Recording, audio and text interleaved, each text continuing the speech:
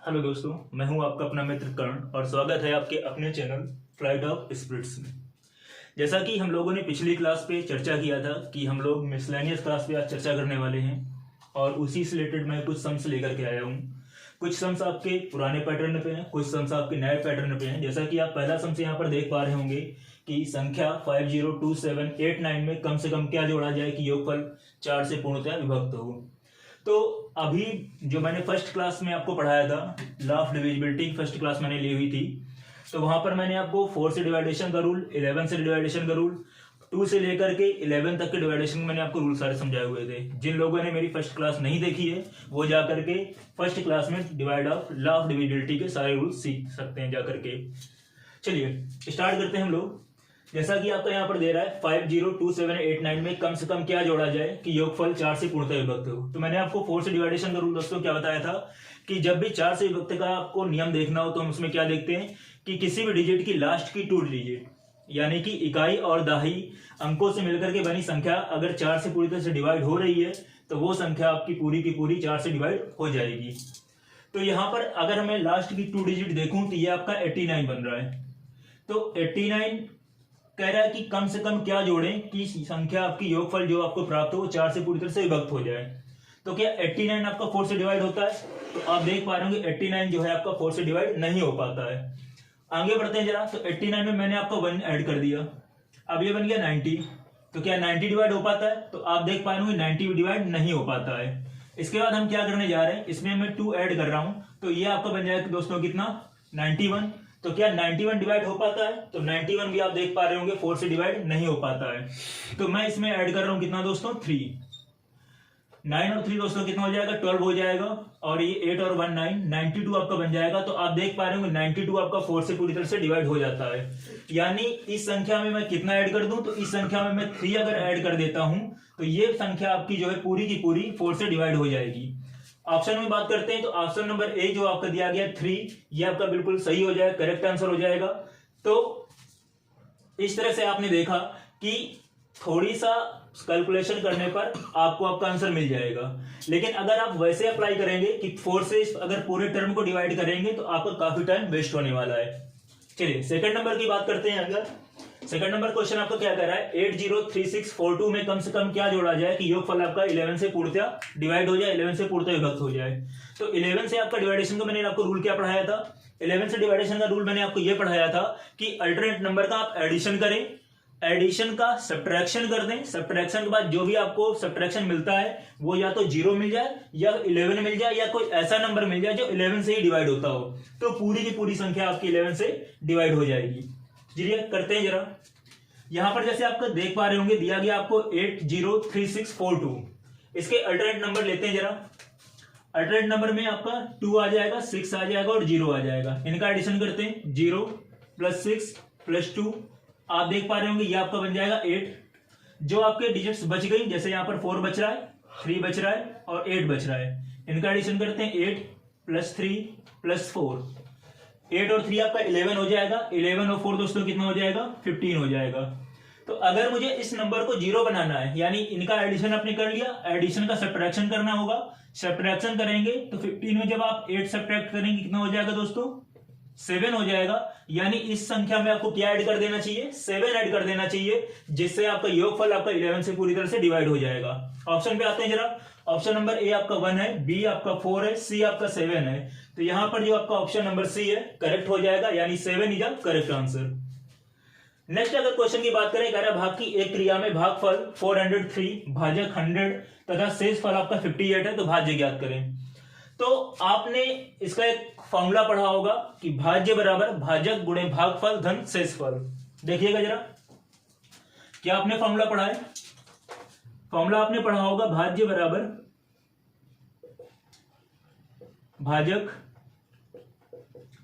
गुणे भागफल धन शेषफल।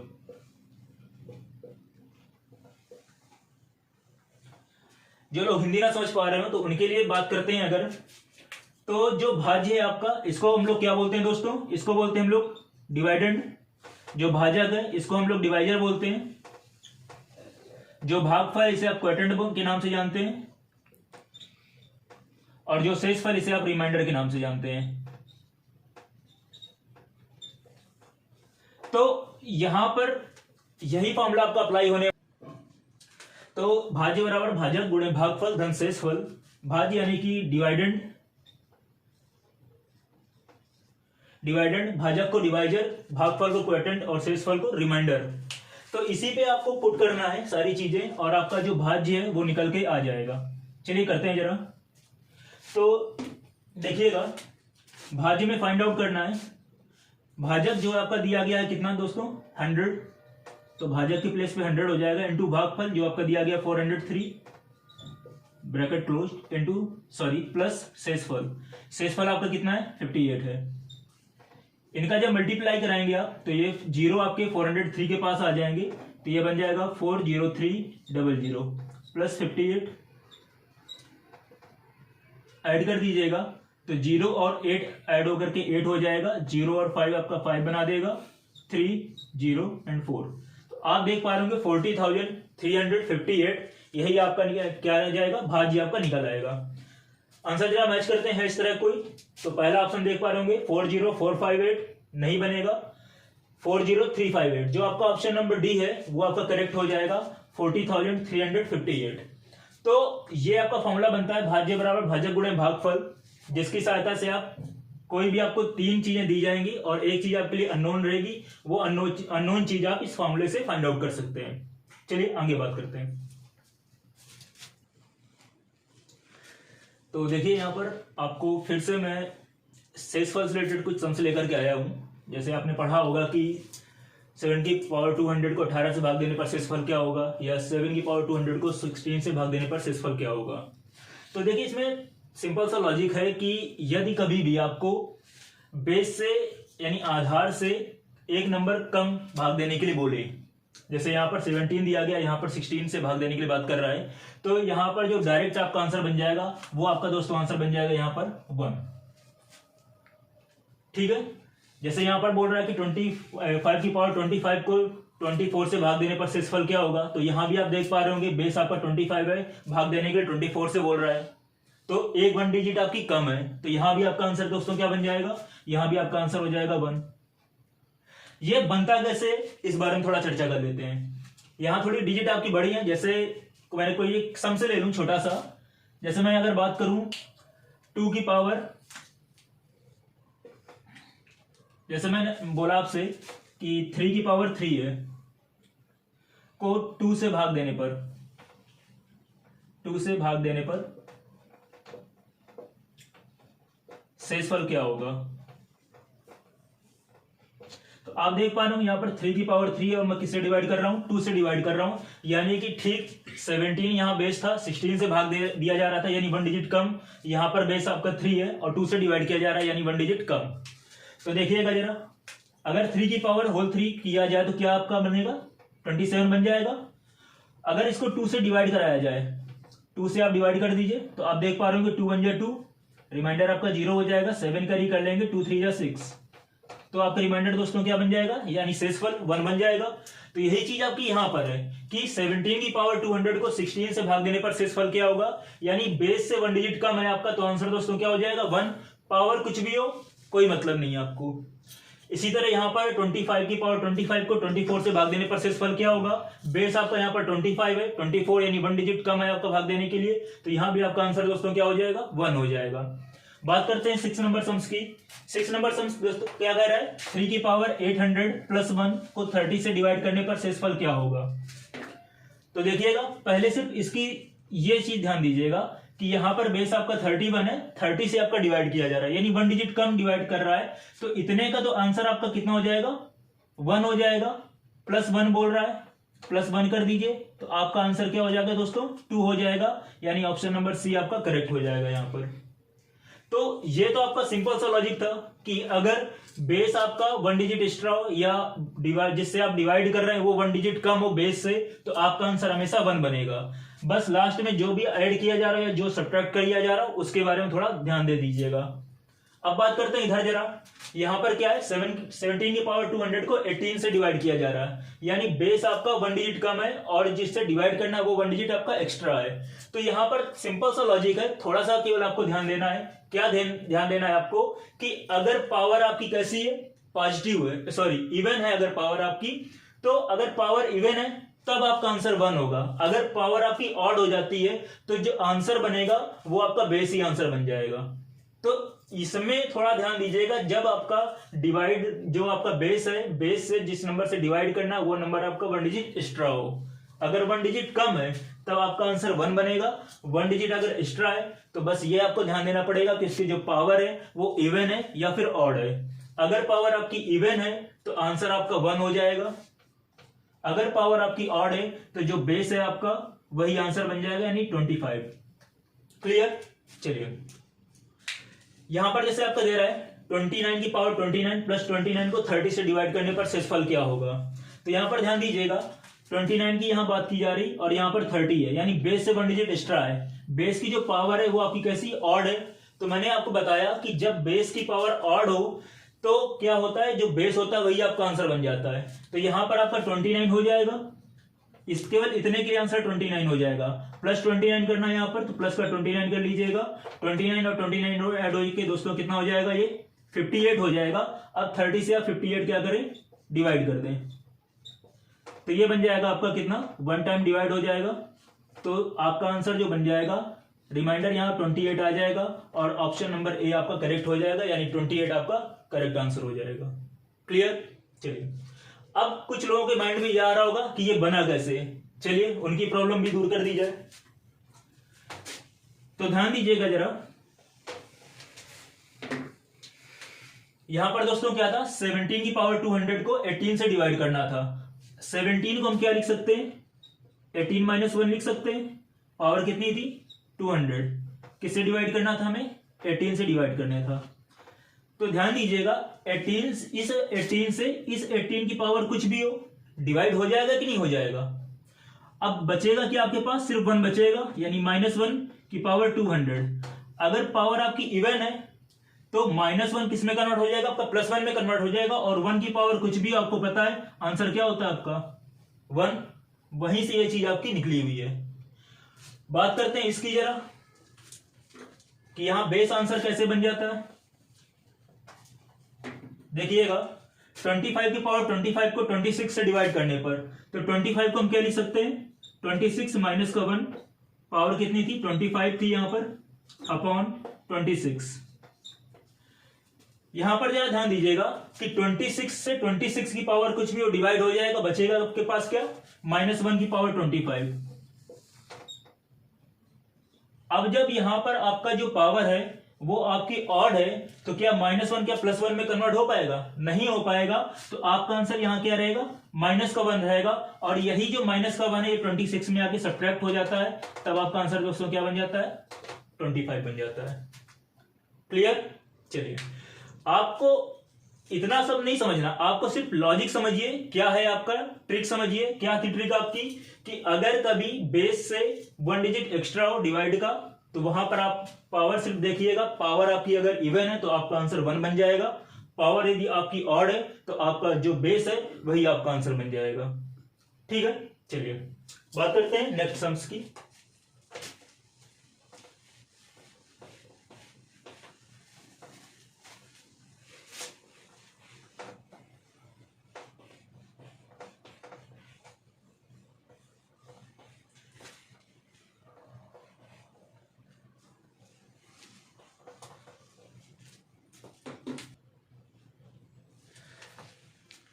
तो स्टार्ट करते हैं हम लोग नेक्स्ट पे।